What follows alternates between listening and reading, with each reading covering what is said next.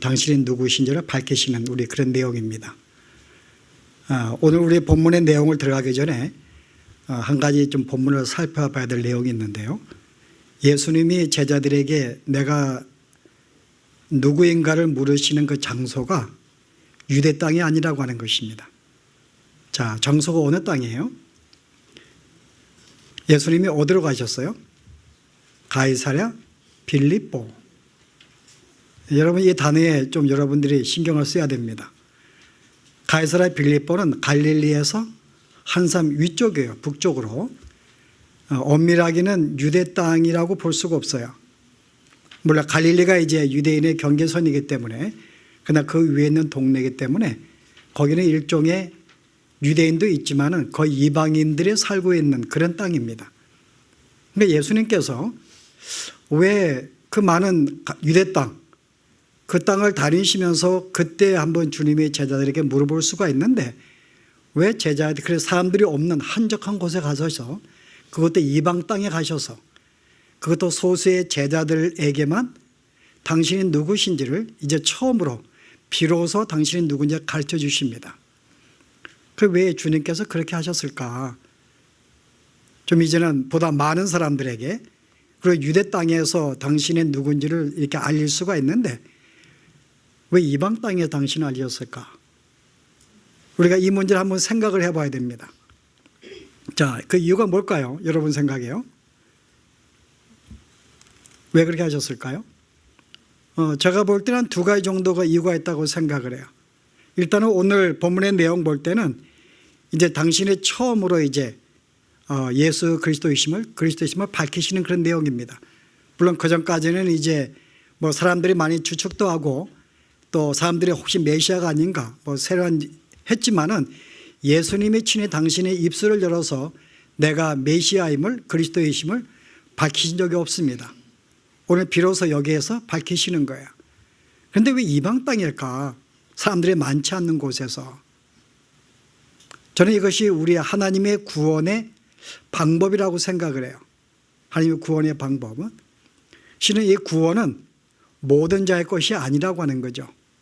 한적한 몇몇 소수의 제자들 앞에 당신을 밝히신 것은, 이 구원은 모든 자의 것이 아닌 것을 우리에게 말씀하고 있는데, 여러분이 마태복음의 13장에 보시면은 예수님이 여러 가지 비유의 말씀을 하시다가 이런 말씀을 하신 적이 있습니다. 뭐라고 하셨는가 하면은, 천국의 비밀을 아는 것이 너희에게는 허락되었으나 그들에게는 아니 되었나니.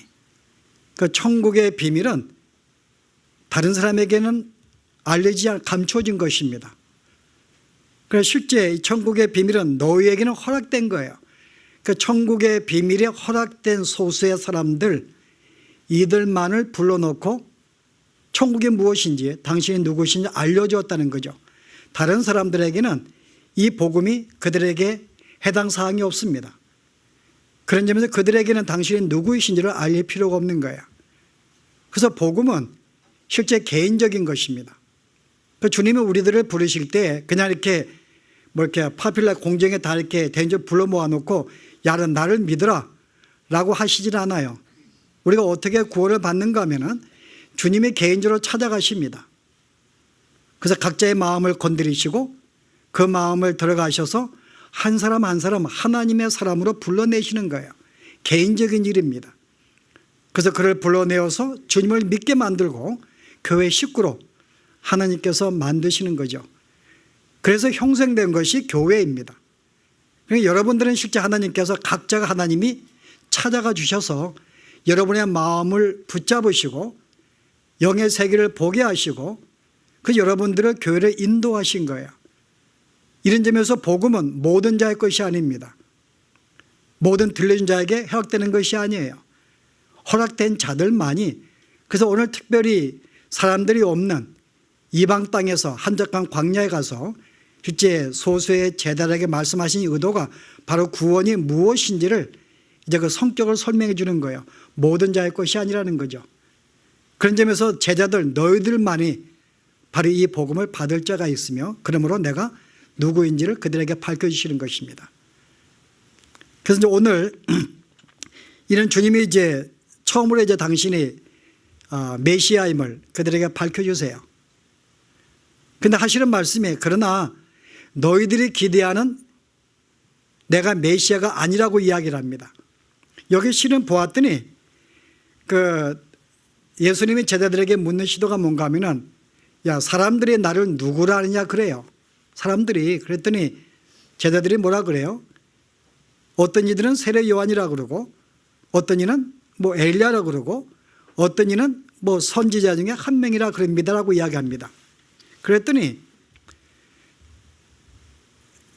주님의 제자들에게는 그러면 너희는 나를 누구라고 하느냐 그래요. 그랬더니 그중에 베드로가 하는 말이 주는 그리스도시요 살아계신 하나님의 아들이시니이다. 여기에 볼 때 제자들은 주님이 누구인지를 인식하였어요. 그런데 그렇지 않은 모든 무리들은요. 당시에 주님을 따라다닌 무리들이 한두 명이 아니죠. 우리가 앞에 있는 예수님이 오병 기적을 행할 때에도 어린아이와 여자를 제한 모든 수가 5천 명이라 그랬습니다. 그럼 한 2만 명의 숫자가 실은 주님을 따라다닌 거예요. 이 정도의 10,000명 이상의 사람들이 항상 주님을 따라다녔는데 얼마 동안? 거의 3년 동안. 그럼에도 불구하고 그들은 주님이 누군지를 몰랐어요. 3년간 주의 말씀을 듣고 그에게 많은 기적을 체험도 하고 그분과 함께 있음에도 불구하고 실제 무리들은 주님이 누군지를 알지 못했습니다. 혹시 메시아가 아닐까라고 생각할 수 있는데 여기서 그들은 말하기를 메시아란 말이 안 나와요. 세례 요한이라고 그러고 엘리야라고 그러고 선지자 중에 한 명이라고 이야기를 하거든요. 실은 10,000명 이상의 무리들이 주님을 따라다녔지만은 어떻게 이렇게 이분이 누구인지를 알지 못했을까? 물론 주님이 당신이 누구인지를 밝히지 아니했기 때문에 이런 일이 벌어질 수 있지만은 그럼에도 불구하고 구약의 말씀을 알고 있다 그러면은 그래도 혹시 예언한 선지자가 메시아가 아닐까라고 생각을 할 수 있을 터인데 이들은 그 생각도 아니했다는 거죠. 저는 이 사건을 보면서 오늘 혹시 우리 무리도 이런 상황이 있지 않냐할까? 오늘 교회 나오고 주 앞에 예배하지만은 실제 나와서 예배하는 가운데서도 말씀을 듣고 있음에도 불구하고 실제 예수 그리스도가 진정으로 누구이신지를 내가 알지 못하거나 그분에게 확신하지 못하고 내가 혹시 이 중에 나와 있는 것이 아닌가? 오늘 주님을 믿는다고 많은 무리 가운데서도 여전히 예수 그리스도가 분명하게 메시아임을 알지 못하고 나오는 무리가 있다는 거죠. 자, 그런 점에서 여기 제자들은 그래도 다행이에요. 최소한 12명의 제자들은 예수님이 여러분 요한복음 6장에 보시면은 모든 자가 다 떠나고 12명만 남았습니다. 그런데 그중에 베드로는 이런 고백을 하거든요. 자, 그런 점에서 이 제자들만은 예수님이 누구인지를 인식을 하였어요. 당신은 그리스도이십니다. 그런데 실제 이 고백은 정확한 바른 고백은 아니에요. 왜냐하면 이들이 인식한 그리스도라는 개념은 예수님이 성경에 말하고 있는 메시아하고는 다른 개념의 메시아이기 때문에. 그래서 이런 제자들에게 예수님이 뭐라고 그래요? 내가 메시아는 맞다. 너희들의 고백대로. 그럼 나는 너희들이 기대하고 있는 그런 메시아가 아니야 라고 말씀하고 있는 거예요. 뭐라고 이야기해요? 나는 여기 보았던 나는 사람들에게 고난을 버림받아야 되고 또 그들에게 고난을 받아야 되고 나는 죽어야 된다고 말씀을 해요. 실제 고난을 받는다? 실은 이 메시아, 당신이 메시아이지만은 그리스도가 밝혀졌지만은 이 당신은 고난을 받아야 한다고 이야기를 해요. 여러분 그 당시에 그들이 기대했던 메시아가 고난을 받는다 이렇게 연관시킨 백성들이 있었을까요? 그들은 아무도 백성인 이해하지 못했습니다. 여러분 실제 구약에는 메시아가 오실 텐데 그 메시아가 어떤 일을 할 것인가에 대한 많은 말씀을 하고 있어요. 특별히 고난과 연관해서 우리가 많은 예언의 말씀을 주었음에도 불구하고 그들은 메시아를 고난을 받는 분으로 이해한 분들이 아무도 없었어요. 그 당시에는. 여러분 특별히 여러분 구약의 이사야 53장은 여기에 대해서 분명하게 우리에게 말씀해 주고 있는 거죠. 제가 4절에 보았더니요. 5절부터 볼까요? 그가 찔림은 우리의 허물 때문이요 그가 상함은 우리의 죄악 때문이라. 그가 징계를 받음으로 우리가 평화를 누리고 그가 채찍에 맞음으로 우리가 나음을 받았도다. 우리는 다 양 같아서 그를 행하여 각기 제갈 길로 갔거늘 여호와께서 우리 모두의 죄악을 그에게 담당시키셨도다. 그는 실로 우리의 질고를 지고 우리의 슬픔을 당하였거늘 우리는 생각하기를 그는 징벌을 받아 하나님께 맞으며 고난을 당한다 하였노라. 실은 메시아에 대한 예언하시면서 메시아가 이 땅에 오신 이유가 무엇인가, 우리의 죄를 대신하여 수많은 질고와 어려움을 당하신다는 예언의 말씀을 주었어요. 여러분, 그 외에도 많은 구절들이 있습니다. 그런데 어떻게 이스라엘 백성들은 그들이 기대했던 메시아에 대해서 고난과 연관시키지 못했을까? 심지어 제자들도 고난과 연관시키지 못했어요. 그랬더니 예수님이 내가 고난을 받아야 된다고 이야기했더니 여기 베드로가 굉장히 놀란 거죠.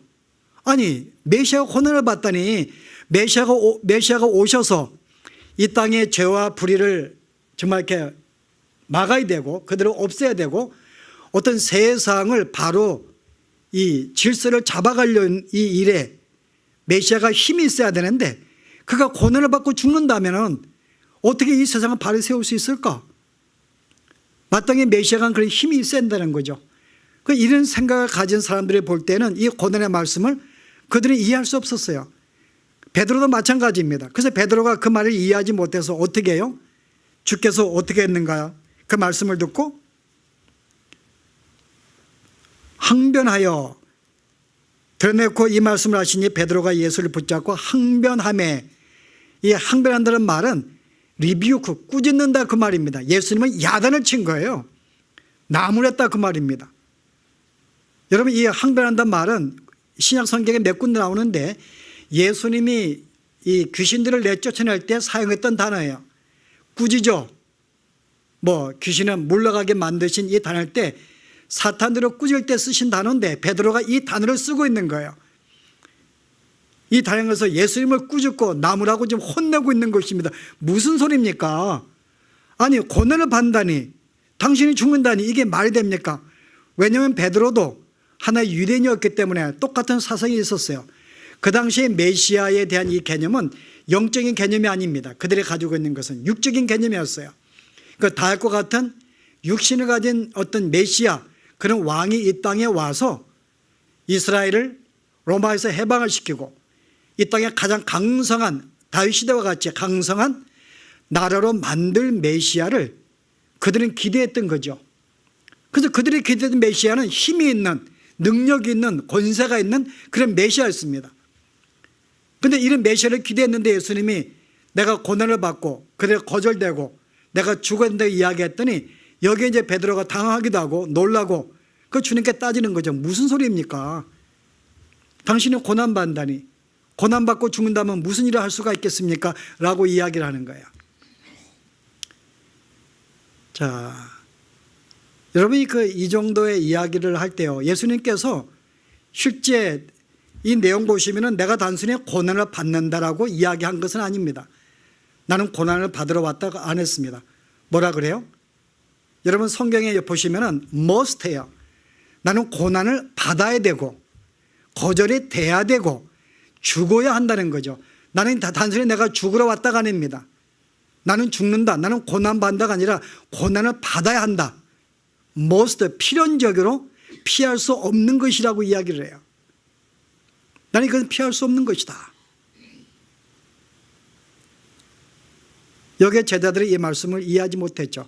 자, 왜 예수님이 이 당신의 고난을 필연적으로 피할 수 없는 것이라고 말씀했을까요? 내가 메시아로 왔는데 내가 고난은 피할 수 없는 것이다. 자, 왜요? 구속사에 대한 여러분 이 내용을 이해할 수가 있어요. 왜 당신이 필연적으로 고난을 받아야 될지. 여러분 쉽게 생각하면은 어떤 사람이 나에게 잘못을 할 수가 있어요. 그가 나를 모함을 해가지고 내 명예를 실축을 시킬 수가 있습니다. 여러분에게 어떤 다른 사람에게 비방을 하고 욕할 수가 있어요.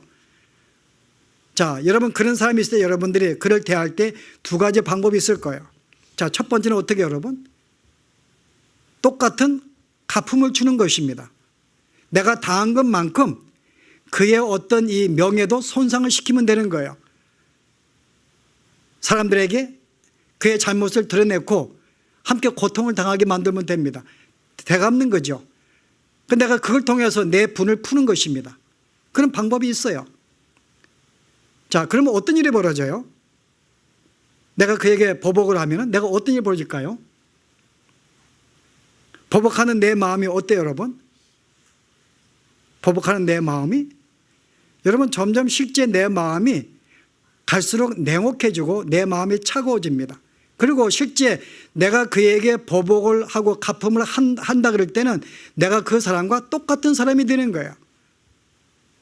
그리고 나아가서는 내가 처음에 내가 피해자였는데 갈수록 내 그 모습이 가해자가 되는 것입니다. 이런 점에서 내가 그와 똑같이 되는 거죠. 이게 우리가 할 수 있는 첫 번째 방법입니다. 그에게 그 피해를 보상받는 것. 두 번째는 어떤 방법이에요? 용서하는 것입니다. 그런데 용서는 여러분 쉽지 않아요. 용서하기 위해서 여러분들이 어떤 경험을 해야 될까요? 용서를 하기 위해서는 내가 마음속에 그를 용서를 하려고 그러면은 내가 그를 바라볼 때 내 마음속에 막 이렇게 그 분노, 복수하고 싶은 이 솟구치는 이 속상한 마음, 분노의 마음을 삭혀야 됩니다. 자, 그러면 어떤 일이 벌어져요? 속병이 생기죠, 여러분. 여러분, 실제 용서하는 것은 내 마음이 상하는 일이에요. 속병이 생깁니다. 그래서 요즘 왜 남편들이 왜 속병이 생기는가? 아내들을 참고 용서해 주니까는. 이 말이 바뀌었는가, 이게? 아내들이 그래서 속병이 생기는 거죠. 이거를 용서하자니까 내가 마음속에 분노는 삭힐 수가 없고 실은 생기기 때문에 이걸 삭혀야 되니까요. 그런데 그것으로 끝나지 않죠. 그 사람은 점점 어때요? 그 사람의 내 명예는 이미 실추게 되었는데 그 사람은 아무것도 다른 사람의 잘못을 모르기 때문에 그 사람의 명예는 점점 승승장구하는 거예요. 사람들이 점점 인정을 받고 칭찬을 받으니까는 또 그 꼴을 두고 보자니까 이게 더 마음속에 분노가 생기거든요. 속상과 분노가 생깁니다. 그런데 이것을 내가 감당을 해야 되는 거예요. 용서한다는 것은. 그래서 우리가 어떤 나에게 잘못을 할 때 두 가지 방법이 있어요. 똑같이 내가 보응을 하든지 용서하든지. 여러분, 그런데 결과는 여러분 틀립니다. 어떤 경우가 나는가 하면은 내가 그 사람을 용서하고 대신 내가 모든 걸 참을 때에는 어떤 가능성이 있을까요? 혹시 그 사람이 그 상대방의 마음을 돌이킬 수 있는 가능성이 있어요. 저 사람이 내가 분명히 잘못을 했는데 어떻게 나를 용서하고 저게 참을까? 분명히 드러낼 수가 있는데 그래서 그 사람의 어떤 모습을 보고 내가 내 삶을 돌이키거나 참여할 수 있는 가능성이 있습니다. 혹시 가능성이 없다 할지라도 계속 보복하는 그 어떤 이 악순환은 막을 수가 있어요. 마음의 심령의 변화는 못 시킨다 할지라도 대신 보복을 하게 되면요. 내가 그에게 보복을 하고 강포를 하게 그 사람은 그 마음이 돌이킬 수 있을까요? 절대 그 마음은 돌이키지 않습니다. 오히려 마음이 더 강팍해지거나 그 역시 복수의 심령 갖게 되는 거죠. 그 여러분들이 내가 그를 용서하느냐 내가 어떤 그에서 죄값을 치르기에 따라서 그 사람이 그 내 행동에 따라서 마음을 돌이킬 수 있는 가능성도 있고 돌이키지 않을 가능성이 있어요. 자, 그러면 하나님께서 우리에게 어떤 길을 선택하실까요? 자, 우리가 하나님 앞에 우리가 죄를 지음으로 말미암아 우리가 그의 모든 명이나 그의 우리가 대적하는으로써 그의 마음을 상하게 만들었습니다. 자, 주님이 우리에게 어떻게 하시면 좋겠어요? 죄값을 받을 수가 있어요. 그러면 어때요? 그럼 거기 해결이 안 되는 거예요. 어느 누구도 그 마음에 돌이키지 않습니다. 더 마음이 악해져요. 하나님은 그런 길을 택할 수가 없는 거죠. 그럼 내가 너희를 대신하여 십자가에 주는 죄값을 내가 대신하는 어떤 내가 희생을 짓는 그것을 통해서 혹시나 우리들의 마음을 돌이킬 수 있는 그런 가능성이 있기 때문에 하나님께서는 두 번째 길을 택하신 거야. 그래서 주님께서는 우리가 인간의 모든 죄를 용서하시고 그들을 사하기 위해서는 용서의 길을 걸어갈 수밖에 없는 거죠. 그래서 이것은 필연적인 것입니다. 그래서 주님은 내가 이 모든 일을 해결하기 위해서 내가 죄값을 받을 수밖에 없는 거야. 우리가 죄액사는 사망인데 내가 죽을 수밖에 없지. 그 당신이 필연적으로 피할 수 없는 길인 것을 그것은 우리로 하여금 돌이킬 수 있는 기회를 주게 만들기 위해서 주님은 그런 길을 선택하신 것입니다. 그래서 그의 십자가 길은 이 땅에 오신 것에 필연적으로 고난을 받으셔야 돼요. 우리가 이까지는 우리가 내용을 알고 있습니다. 그런데 오늘 주님은 이 내용으로 끝나지 않고 한 걸음 더 나아가십니다. 그리고 이것은 내가 고난받은 것은 나로 끝나는 것이 아니라 이제 나를 따르는 자와 예수님이 나와 하나 된 사람들도 이와 동일한 길을 걸어야 된다고 말씀하고 있는 거예요. 오늘 그 말씀으로 주님은 말씀 맺습니다. 그러니까 실은 주님을 믿는다고 하는 사람들이 나와 다른 길이 아니라 내가 이 길을 고난의 필연성을 내가 피할 수 없는 이 길을 걸어야 한다면 나와 하나가 된 너희들 똑같이 이 길을 걸을 수밖에 없고 너희들 이 길을 걸어야 한다는 거죠. 그래서 뭐라 그래요? 누구든지 나를 따르려거든 자기를 부인하고 자기의 십자가를 지고 나를 것이나 자기를 부인하고 십자가를 지고 나를 좇으라. 그리고 자기의 목숨을 구원하자 하면 잊게 될 것이고 그러나 누구든지 나와 복음을 위해서 자기의 목숨을 잃는다면 얻게 될 것이라고 이야기합니다. 그래서 주님과 이제 따르는 자에게 제자들에게 그리고 오늘 우리 모든 자들에게 네가 나와 하나가 되었느냐? 내가 예수 믿고 주의 천국의 백성이 되었는가? 그럼 너의 이 땅의 삶이 어떻게 해야 될지 나와 동일한 같은 길을 걸어야 한다는 거죠. 그 너희에게도 고난과 거절과 이 죽음은 피할 수 없는 필연적인 사실인 것을 오늘 주께서 제자들에게 말씀해 주고 있어요. 피할 수 없는 것입니다. 그런데 우리 이 땅에 살면서 피할 수가 없어요. 그래서 오늘 우리가 이게 피할 수가 없는 것이라면 오늘 주님께서 우리에게 말씀하신 이 십자가를 진다는 게 무슨 뜻인지 내가 주의 구원을 내 목숨을 잃는 게 무슨 뜻인지 분명히 알아야지만이 우리는 그 길을 바르게 걸을 수 있고 우리는 성도의 삶을 온전히 살 수가 있습니다. 자, 먼저요 여러분 십자가를 지라 무슨 뜻일까요? 십자가를 지라. 여러분이 알고 있는 자 주님이 우리가 너의 십자가를 지고 나를 좇으라고 이야기합니다. 그 여러분의 십자가는 뭘까요? 희생? 헌신? 그래서 오늘 성도들은 이 십자가는 내가 주님이 나를 위해서 희생 헌신하셨기 때문에 나도 희생하고 헌신해야 된다. 그래서 나의 모든 삶은 이제 더 이상 기쁨과 즐거움이 없어요.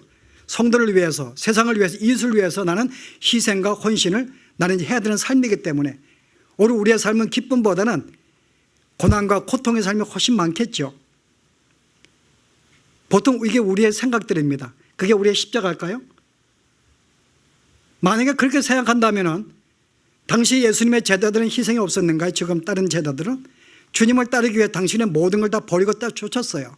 그래서 3년 동안 주의 말씀을 순종하고 그들은 헌신했습니다. 이들에게 희생과 헌신이 있었어요. 그런데 이들에게 다시 너희가 이 길을 걸어야 한다고 다시 말씀하실까요? 그 당시에 바리새인들도 여러분 희생과 헌신은 그들도 있었습니다. 그들도 하나님의 영화롭게 하기 위해서 자기들의 모든 삶에 철저한 희생도 있었고 정말 주님을 향한 뜨거운 헌신과 열정이 있었어요. 그래서 이 열정과 헌신은 주님을 따르지 않는 자들에게도 아직 예수님 메시아인 것이 그 영적으로 알지 못하는 제자들에게도 당시 희생과 헌신이 있었기 때문에 이들에게 희생과 헌신을 요구하신다는 것은 오늘 여기에 본문에 맞지 않는 거죠. 자, 그러면 십자가는 뭘까요? 이게 과연 우리에게 뭘 말할까? 너의 십자가다.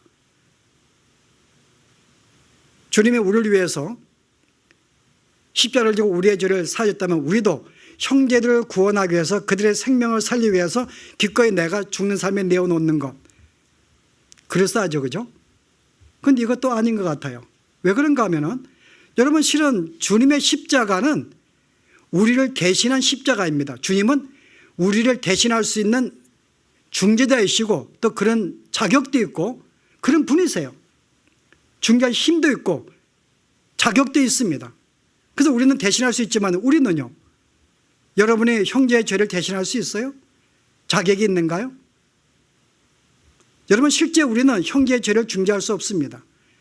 예수님의 십자가는 우리를 중재하는 십자가지만 우리가 지는 십자가는 다른 사람을 중재할 수 있는 능력도 없고 우리는 그런 권한도 없고 자격이 없습니다. 그래서 우리가 형제의 죄를 대신하여 십자가를 진다. 이건 주님께만 해당되는 거죠. 우리에게 되는 게 아니에요. 그런데 주님은 우리에게 너의 십자가를 지고 따르라 그래요. 나의 십자가가 아닙니다. 나의 십자가를 지고가 아니에요. 너의 십자가라는 거죠. 그럼 여러분의 십자가는 뭘까요? 자, 당시의 십자가는 여러분 무슨 의미였을까요? 십자가는 살인자를 형벌하는 형틀이에요. 당시의 십자가는. 예수만 당한 게 아니고 당시의 모든 죄인들을 잡아 죽이는 곳이 십자가입니다. 이거는 자기의 죄값으로 죽는 곳이에요. 그럼 너의 십자가는 뭐예요? 바로 너의 십자가는 너의 죄값으로 너희가 죽어야 될 너의 십자가인 거죠. 우리의 죄값을. 그러니까 우리는 십자가로 죽을 수밖에, 우리는 우리의 죄값으로 죽을 수밖에 없는 죄인인 것을 너희는 분명히 알고 그 죄값을 너희는 알고 나를 따르는 것입니다. 갑자기 여러분 처음 된 내용인가요? 이게 우리의 십자가예요, 여러분. 그러니까 우리가 주님을 따를 때 이미 우리는 내가 어떤 존재인가, 이미 나는 내가 져야 될 십자가를 내가 지고 감으로써 주님과 함께 십자가에 죽은 존재인 것을 분명히 알라는 거예요. 나는 이미 옛사람은 죽었다는 거죠.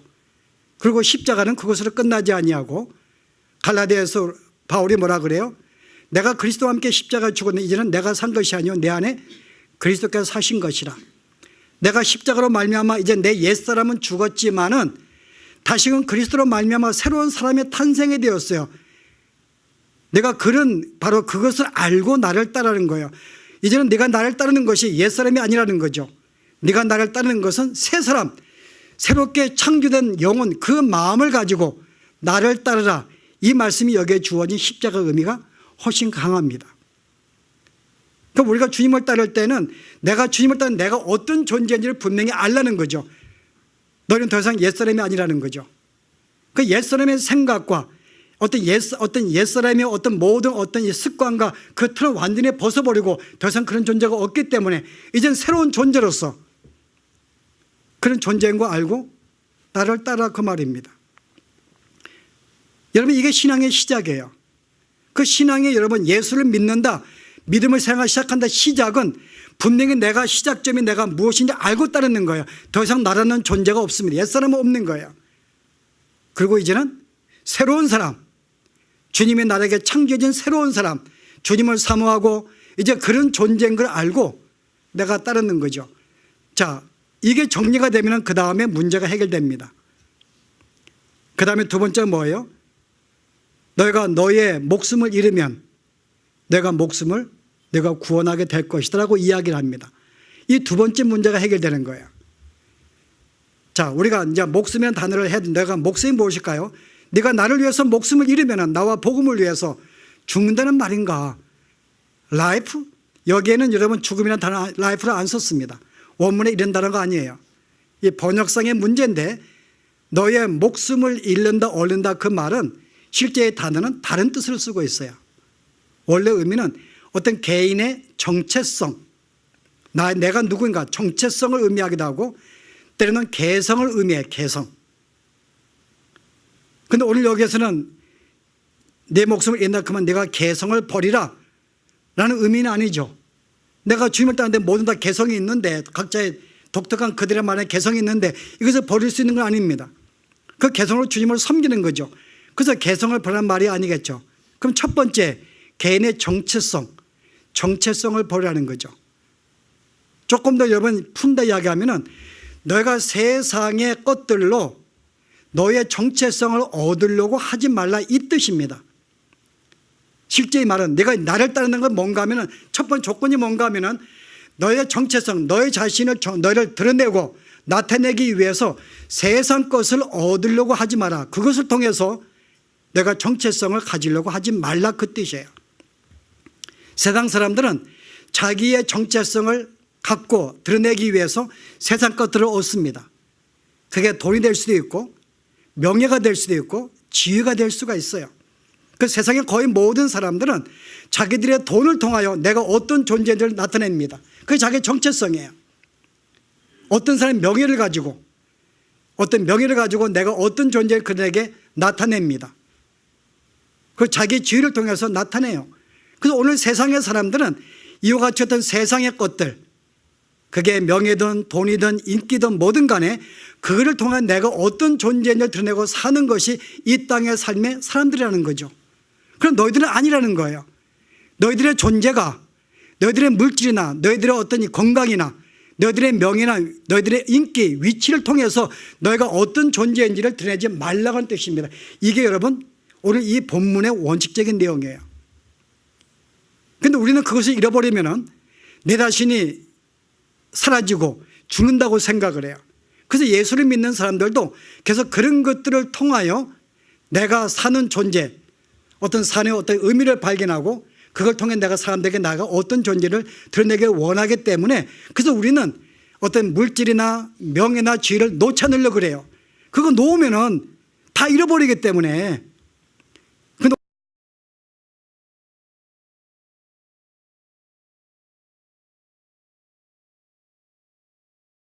그래서는 반대로 이야기하십니다. 너희는 그것을 놓아야 한다는 거죠. 만약 그것을 놓지 않으면 너희는 너의 모든 것을 잃게 된다고 이야기를 합니다. 여러분 실제 우리가 이것을 정말 이렇게 정말 놓지 않으면 잃어버리게 될까? 제가 한번 생각을 해보았어요. 그런데 그 말씀이 틀린 말이 아니더라고요. 생각해 보았더니 여러분 보세요. 내가 명예를 추구하는 사람, 인기를 추구하는 사람, 돈을 추구하는 사람이 만약 그런데 내가 어떤 존재인지를 드러내기 원하는데 만약 그것이 얻게 된다, 만약 그것이 내가 없습니다. 얻지 못하면 어떻게 벌어져요? 내가 삶의 의미를 잊어버리게 돼요. 그 삶의 내 의미를 발견하지 못합니다. 잃어버리게 내가 막 얻지 못하게 되면 그래서 불안하고 초조한 거죠. 그건 내 삶에 고통을 주는 거예요. 그 만약 어떤 사람이 그것을 갖고 있다가 또 어느 순간에 잃어버리게 되면 그것도 역시 내게 삶의 의미를 잃어버리게 만듭니다. 그럼 결국은 내가 추구하는 것들을 내가 얻으면 다행인데 그래서 계속 킵하면 다행인데 얻지 못하거나 내가 잃어버리게 된다면 결국은 내 삶엔 더 이상 살 이유가 없어지는 거죠. 내 정체성이 사라져버리는 거예요. 그 사람들이 추구하는 것들은 결국 나로 하여금 언젠가 내 삶을 실족을 시키는 거예요.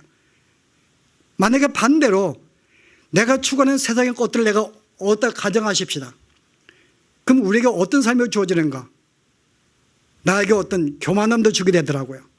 나를 자랑하게 되고 교만하게 되고 다른 사람 무시하는 상황이 나오게 되더라고요. 만약 그것을 얻지 못하게 되면 가진 사람을 질투하게 되고 시기하게 되고 마음속에 분노가 생기고 그러다가 얻지 못하면 내 스스로가 또 무너지고 좌절하게 되고 결국은 내가 세상의 것들로 내가 정체성을 얻으려고 하는 이 삶을 사는 동안에는 바로 그것이 나에게 무엇을 가져오는가? 나에게 어떤 질투와 시기와 어떤 분쟁과 미움과 좌절과 이 모든 삶을 나에게 주더라고요.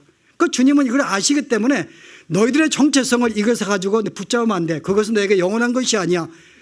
이 땅에 거의 얻을 수도 없을 뿐만 아니라 왜냐하면 우리의 욕심의 끝이 없기 때문에 어느 순간 내가 목표를 더 높은 고를 붙잡으니까는 우리는 죽을 때까지 나는 내가 가진 것을 내가 추구하는 것을 얻지 못한다 그 말이에요.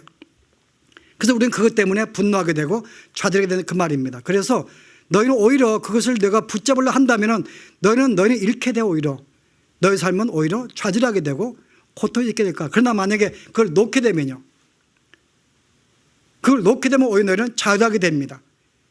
근데 오늘 성경은 그것으로 말미암아 끝나지 아니하고 오히려 그것을 너희는 얻게 된다고 이야기를 해요. 그때 진정한 너희의 어떤 이 명예, 진정한 기쁨, 진정한 너희의 존재감, 이 모든 걸 너희가 주님께서 주신다고 이야기를 합니다. 회복된다고 이야기하는 거예요. 이게 우리가 추구할 삶이라는 거죠. 그래서 오늘 주님께서 우리에게 이제 오늘 이 말씀을 주신 내가 당신이 메시아이심을 드러내시면서 내가 이와 같이 고난을 피할 수 없는 필연적인 것이 이유를 설명하시면서 그래서 오늘 따르는 제자들에게 바로 너희가 어떤 삶이 이 땅에 살지 바로 나와 같이 너의 삶도 필연적이 되는 것이 바로 고난과 죽음인데 이것은 바로 제일 먼저 너의 정체성을 세상을 통해 얻으려고 하는 것 이거 너희가 버리는 것이다. 이게 여러분 신앙생활의 시작이에요. 이게 정리가 안 되고 이게 시작이 안 되면 우리의 신앙생활은 계속 꼬이게 됩니다. 이게 시작이 돼야지만이 진실로 주님의 참된 제자의 길을 걸어갈 수가 있는 거예요. 그래서 우리는 더 이상 세상의 것들로 우리가 어떤 존재인지를 정체성을 우리는 얻을 필요가 없고 확인할 필요가 없습니다. 그것들은 우리에게 그걸 보장해 주지 않아요. 얻을 수도 없는 거지만 얻는다 할지라도 우리는 끝이 없기 때문에 결국 우리가 얻을 수가 없어요. 다시 한번 우리가 이 시간 주님을 따르는 진정한 주님과 하나 된 성도의 삶이 무엇인지를 다시 알고서 우리가 바로 우리의 십자가를 지고 내가 어떤 존재인 줄 알고 나는 이제 더 이상 옛사람이 아니다. 세상을 추구하고 명예를 추구하고 내 육체를 추구하는 이 모든 것 더 이상 그런 존재가 아니라 이건 내가 죽었고 십자가로 말미암아 내가 새로운 존재가 되어서 주님과 같이 의를 추구하고 거룩을 추구하는 그런 존재가 되었기 때문에 거기에 걸맞는 그런 믿음의 삶을 이제 사는 것이 성도의 삶인 줄 알고 이제 이와 같은 믿음의 아름다운 삶을 붙잡고 여러분 시작하시기를 바랍니다. 여러분 기도하십시다. 은혜로우신 하나님, 오늘 이렇게 말씀을 통하여 다시 한번 주님을 따르는 자가 어떤 마음을 가지고 주님을 따라야 될지 오늘도 저희들에게 주님 알려주시니 감사합니다.